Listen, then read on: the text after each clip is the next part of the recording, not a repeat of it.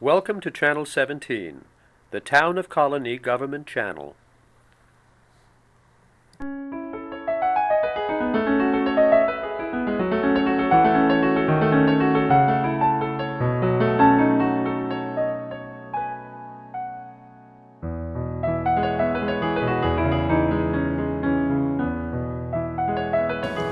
All right, well, welcome to Meet the Author. My name is Joe Nash. Today we're talking to Peter Golden. He's written a novel called Come Back Love, published by Staff Pix Press. I think they're a local publisher, is that? Yeah. Okay.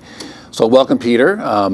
Nice to be here. Good way to start. One thing I'll say before we get going. Peter's going to be here this show is going to be on all during November and December. Peter's going to be here on Thursday night, December 9th, to read from his book and talk about it and maybe talk about getting published and anything you want. He's had a pretty good career as a journalist, so you can come and meet him on Thursday night, December 9th. So welcome, Peter. Nice to be here. Before we start talking about your book and everything, why don't you give us I always ask people, the short capsule biography. You can maybe sum it up in a few minutes about, your life, I guess. Well, I graduated from SUNY Albany. Okay. Yeah, I graduated from SUNY Albany.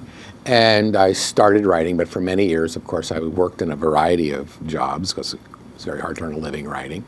And then in the early 1980s, I went out to California and was asked to do some talking about fiction and to some computer programmers who were getting involved in something called Novels for Computers. And that turned into a much longer stay, and I wrote a number of mysteries and children's adventures out there. And then I came back and I started writing for a variety of magazines. Okay. And since then, since the early 1980s, I've been a full-time writer. And then I did a biography of someone who had been involved in private diplomacy between the United States and the Middle East for many years. And that was when I started to do things like interview Richard Nixon and Gerald Ford, Reagan, and Kissinger. And that's when was my first wide exposure to the Cold War. So the Cold War is somehow... Other than living through it, which was, I go back to, I'm old enough to remember when we had duck and cover in the halls. Now, let me ask you that. You said you went to California with the computer. Did you write fiction for them, or did you help them? Yes, I did. Was it under their name, or? No, it was under my name. Oh, okay. I did. Okay, I thought this was your first. Well, it is, but this was a different format. So, okay. So it was sort of, it's very hard to explain, and you have to explain to people how these things worked, and so it's much shorter to just say. Okay, we'll go with that. Right. Now, you've written, I think, 4 or 5 books of nonfiction, and you're a journalist.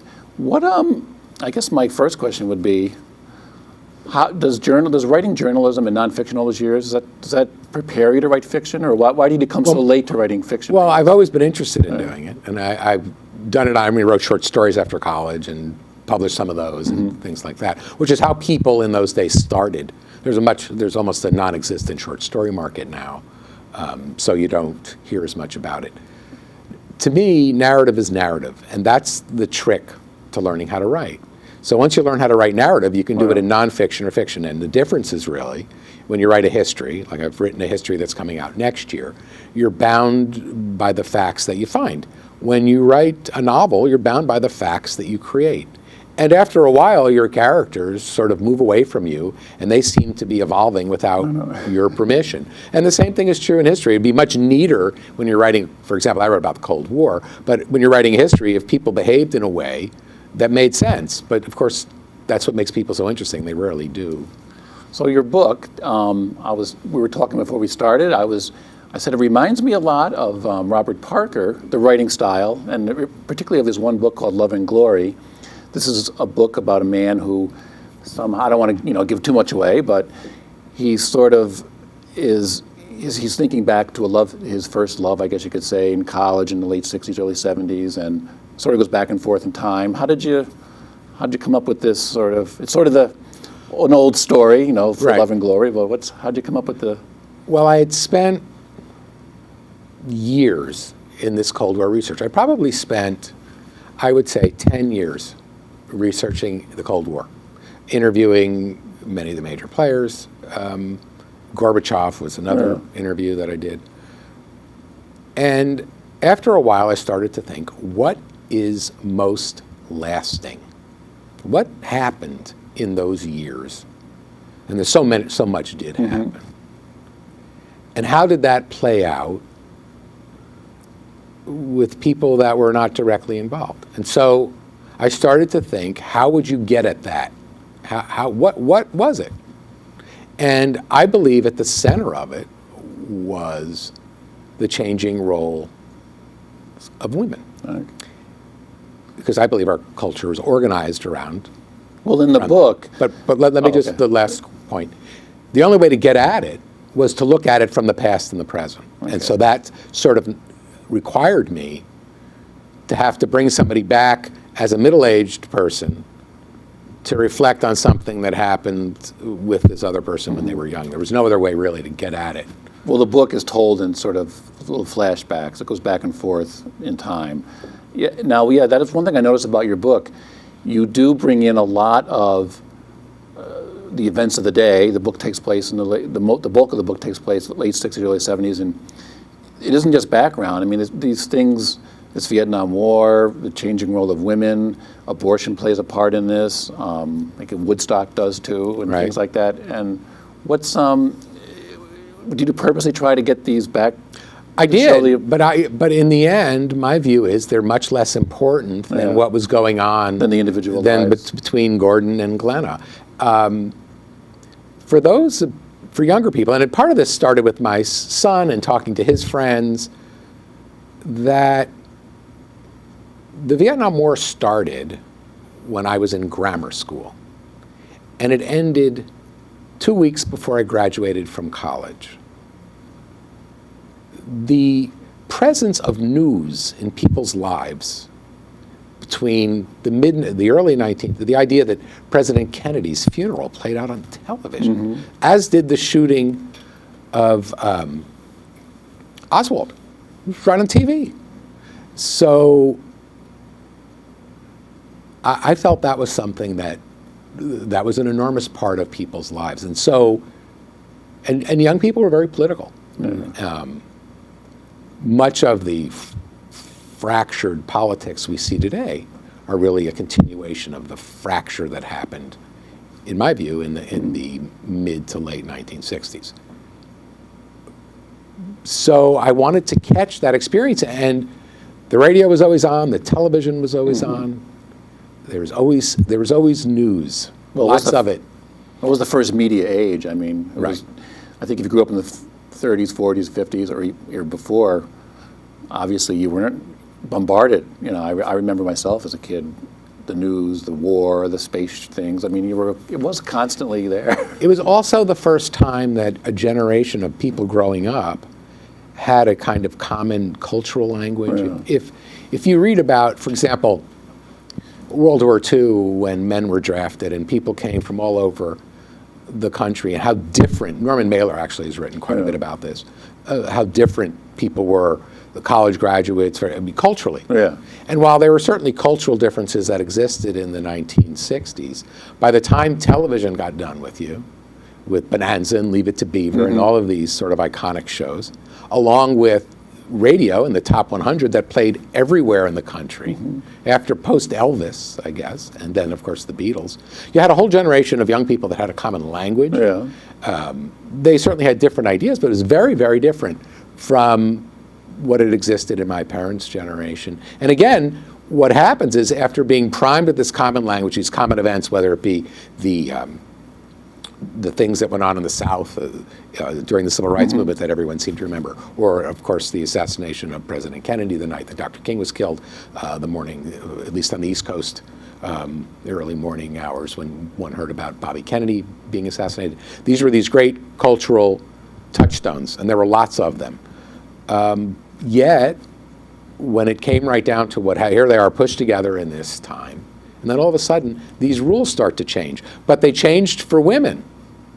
And the men's rules didn't really change, except that they were involved with these women. So I tried to get at that as much as possible and in every way to show the secondary nature of events to the personal, which Well, the main character, Glenna, you're right. I think she seems a person of that time. She definitely seems, unlike growing up, say, her parents or grandparents, she definitely seems to be in conflict with what should she do, how should she act. The roles of women were changing. How did you, is she based on anyone that you knew? No, I mean, well, I wanted to get at so many different aspects of her. I mean, with Glenna, it's her ambivalence about her success as a student or her sexuality or whatever it is. Yeah. And so I needed lots of examples. Well, my wife, actually, she's a professor at SUNY now, SUNY Albany, but her dissertation was about women and work and how work impacts families. Okay. And she was working part-time while she was going to school for much of that. So it took her a while, and it had a very long gestation period. And of course, I used to hear all these stories all the time. I used to hear, or what people were writing about it. And my own sister, who's older than I, is an attorney. And when she went off to law school, I think there were 5 women in her class. So then I started to talk to her and about these very specific issues, and it sort of emerged after a while about who this person would be. But no, I mean, it's so interesting when you publish a novel, who is this person? You know, when people started writing novels, it was a little offensive to write memoirs. But if I wanted to write a memoir, I'd write a memoir. I still believe characters in novels probably tell you more about the writer than they do about anybody. So how, again, this is the question you were saying you get a lot, how autobiographical is this book? You know, Well, it's a compendium of all sorts of stories that I heard over the years with a fair amount of invention. Don't forget, I mean, I was trying to make a point. And so a story has to come out a certain way to make the point. You don't always get to do that exactly the way you wanted to. But I basically started this horse race, and I let the horses run around the track, and I didn't always know where they were going, but I knew how it would sort of end up. I had a pretty clear idea of what had happened to them. And I think at the end, both of them, I think, Glenna and Gordon are pretty brave characters in many ways personally. I mean, I admire them both. But they're not me. They have such a distance from who I am. That was what was hardest about finishing the book, actually, is saying goodbye to them. The book was originally written without an epilogue. And an editor mentioned... It ended at the end of chapter, whatever it was, 33 or something? Right. It ended Didn't have an epilogue. Okay. And an editor said, I think there ought to be an epilogue. Well, I thought that was okay, but I don't always agree with editors. But then I had a number of people reading the manuscript, and I got an email from someone who's read a lot of what I've written, and he said, I don't want them to go just yet. And I felt that way when I finished it. So, I mean, the book was en route to being published, and all the mechanics of that had started, and when I sat down and wrote the epilogue. So, but I knew what happened. I just didn't write it. Yeah. I wasn't unclear about what happened to these 2 characters. But so people wanted a little more of them. The readers did. Okay. That read the manuscript. Well, so I said, okay. Well, Glenna is quite the character. I was falling in love with her as I read it. But tell us about, before we started, you were telling me about love and relationships and how they can last over time, whether, like I said, whether you get back with someone 20 or 30 years later, whether you stay married for 40 years. Yeah, we were talking about, we had mentioned how is it that people stay attached for many, many years. I mean, and it's not just in the context here, sort of love lost and the attempt to regain it, but even people who don't go through that. I mean, I was saying how sometimes you'll read in the newspaper about a couple that's been married for 60 years, and what do they have in common? But more interesting, as I was telling you, I had a friend that I had known when we were children, a guy, and we didn't have a romantic relationship. And after 40 some odd years, he got in touch with me and we got together. And I found very quickly that we were in many ways just as friendly as we were with this after the separation of 40 some odd years. And there's been a lot written about imprinting and infants and mothers and how one does this in a primary love relationship, and that's how people, and then the sexual aspect of bonding people and the animal world. But there's something else that's going on, and it's sometimes you make a friend, and you make a friend for life, even if you don't see them for many, many years. And I think that ultimately Glenna and Gordon were there in that. I mean, I think they liked each other quite a bit, beyond all of the other things that go on. So I don't think it's that odd. And you hear these stories all the time. One story that I found very moving was after 9/11, when I think it was a fellow had a high school girlfriend whose husband died at the World Trade Center. And they hadn't seen each other in many, many years, 20 or 30 years. And he wrote her a note that he was so sad to hear about her loss. She had been featured, I guess, in a newspaper. And I think they were married. Eventually, they got back together and they were married. Well, he was widowed, and so, or she was widowed. He was a widower. So these things go on. You hear about them all the time, and so it's when Gordon and Glenna get back together near the end after 30-something years. But we don't want to give away this. I don't want to give it. No, I'm not going to say. You write it. It's sort of. You write about what you're just saying. It's not really like they've been apart for 30 years. Well, because they're also fighting about the same things they used to fight about. And I think, if I remember it, I do remember, at one point she threatens to just leave if he doesn't stop it, because he's so angry at her about something that happened like 30, 40 years ago. Right. So it's really kind of interesting how people hold on to these things, isn't it? So it sounds like when you were writing this, I don't want to. It's fun. Did you have fun writing? Oh yeah, I loved. Actually, I had a lot of fun. There's something for me about being able to look at the past and the present at the same time, which I guess is why I write histories as well, that I find immensely enjoyable. And one of the things that I tell people is, when you write a history, you get to a point where there's a whole scene, and the book is called A Powerful Western Star. It's coming out next year, and it's a book about the Cold War. And there's a scene in it where Joseph Stalin is giving a speech.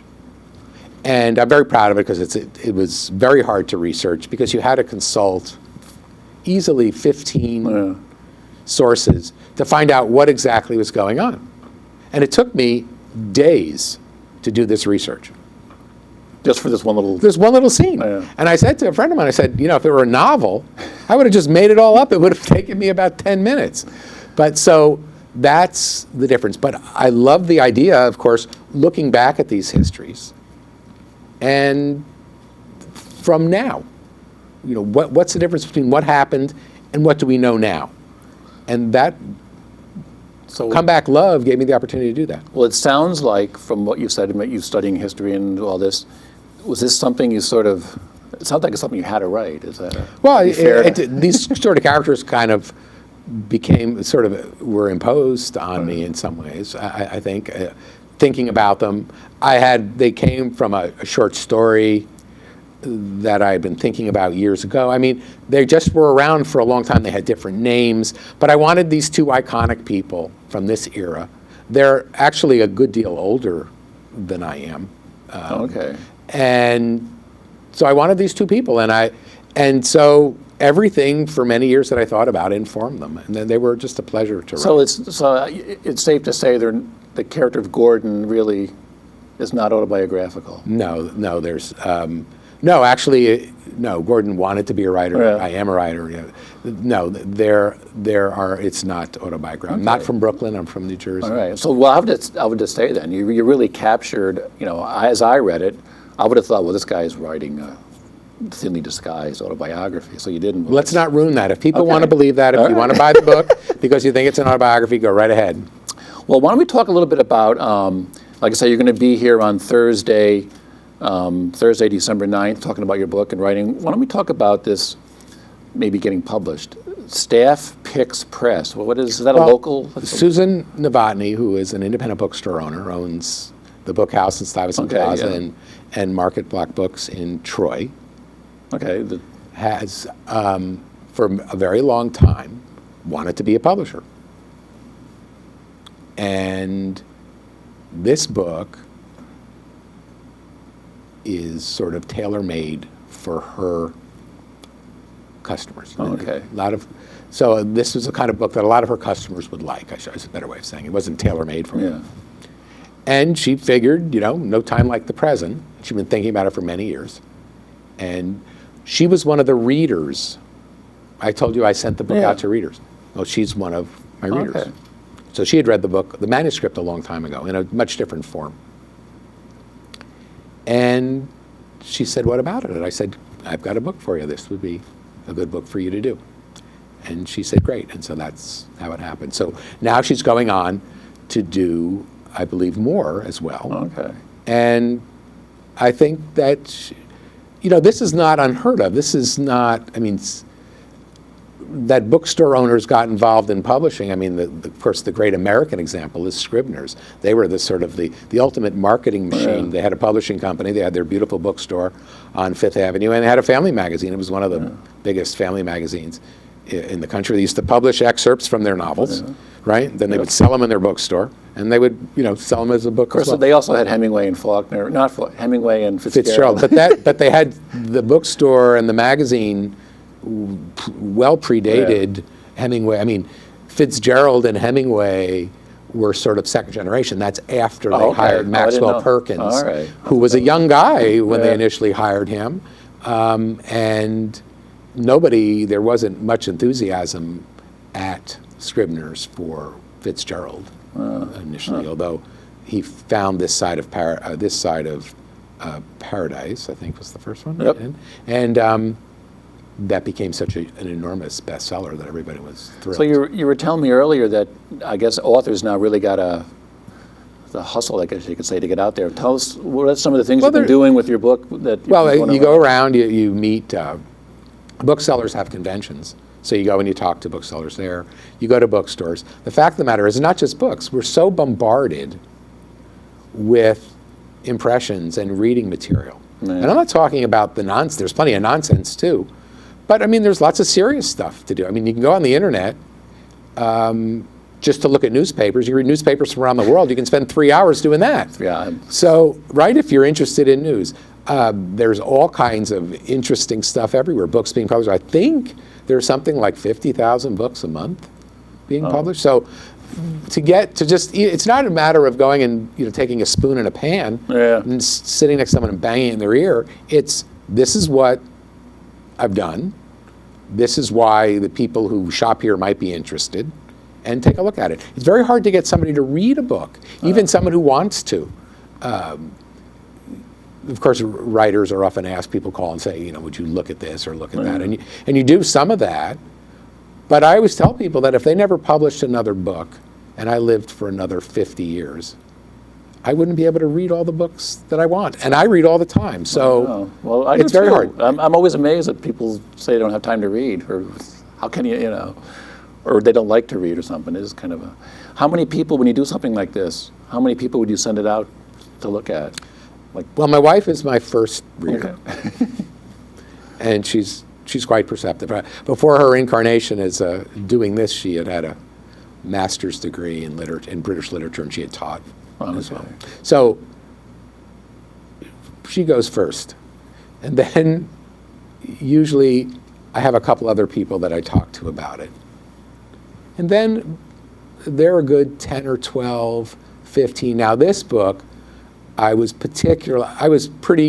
felt on pretty stable ground with Gordon. I knew what I was writing about with him. Much less certain about Glenna. And so a lot of the readers were women who were in Glenna's age bracket because I wanted to hear what they had to say about it. And they were very, very helpful. Yeah, no, she's definitely a strong character, a individual. What's been the response? Have you? I've been really fortunate. I got my first review came out yesterday. Oh, good. Very, very nice review. People have liked it. I think for a lot of people of a certain age, it captures a lot of what they went through. And I've had some really heartfelt. One woman who had read the book was in touch, and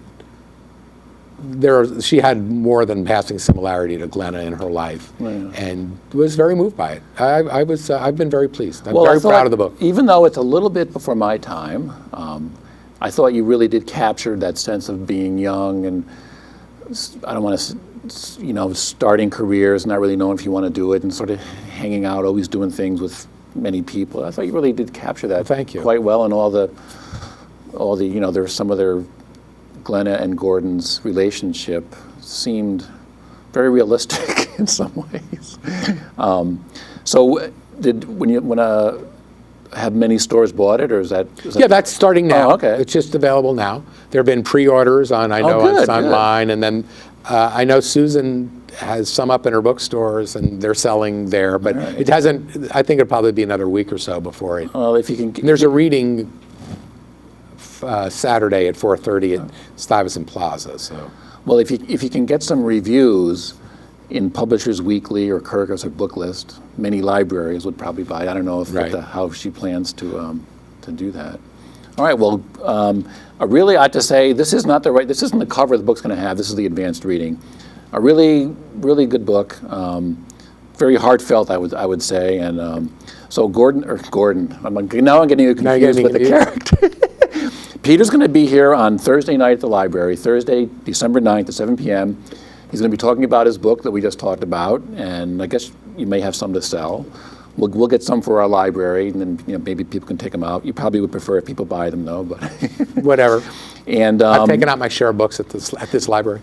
Now, do you have, before we go, and do you have other, now that you finally broke through with writing a fiction? I've just finished another novel, already, okay. So we'll see. And right. I have, on that history that's coming out, the one I told you, A Powerful Western Star, the Cold War history, okay. I actually have about 3 weeks to go over the final manuscript before it's done. And then I have a couple other things to do, and then I'll go back to rewriting that novel. Yeah. Is your wife a reader of your nonfiction books?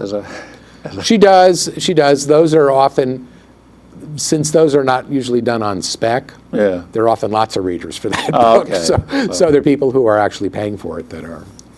Okay, well then that's with Peter Golden. If you go to petergolden.com, you can read some of his articles from his journalism days. He has a blog there. You can find out more about the book Come Back Love, and we will see you on December 9th here at the library, and thanks for coming to meet the author. Thanks for having me. I really appreciate it. All right, that's it for Meet the Author this time, and we'll see you next time.